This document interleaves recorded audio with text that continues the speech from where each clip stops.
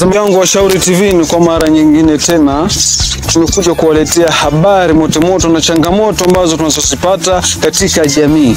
Leo tuko katika maeneo ya Kaloleni ya Kati ambapo tumekuja kuangazia suala la barabara mbovu.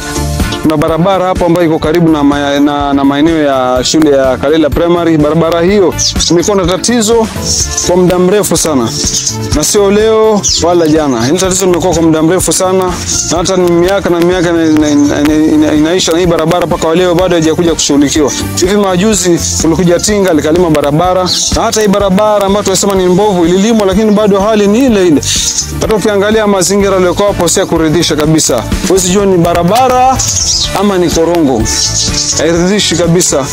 Kwa hivyo acha tuwapeleke moja kwa moja twende mkaone tatizo ambalo tunalozungumzia, ama ile changamoto ya barabara ambayo tunaisema, ili muweze kujionea wenyewe ni changamoto gani. Mtazamaji wangu, kama unavyoona, hii ndio barabara ambayo inazungumzia, kuanzia pale maeneo juu mpaka mwisho kule. Hii barabara kuna korongo kubwa sana, na isitoshe korongo hili imetengamana na nyumba za wakazi hapo. Kuna hatari nyingi ambazo zinatokana na ubovu wa barabara hii, ikiwemo haswa hizi nyumba zilikuwa karibu hapa.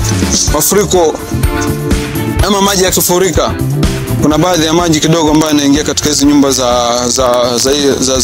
za wananchi ambao waliopo karibu na hii barabara hii.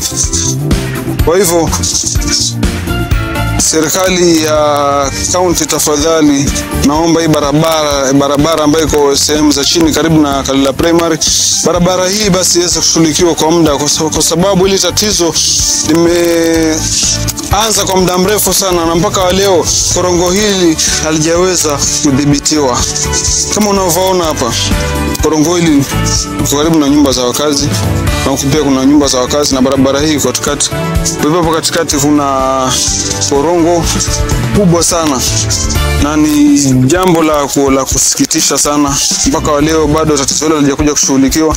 Watazamaji wa Shauri TV, nadhani mmeweza kuangalia hii hali iliyoko hapa maeneo ya Kaloleni ya Kati, na hii ndo hali ya barabara yetu ambayo iliyoko maeneo haya.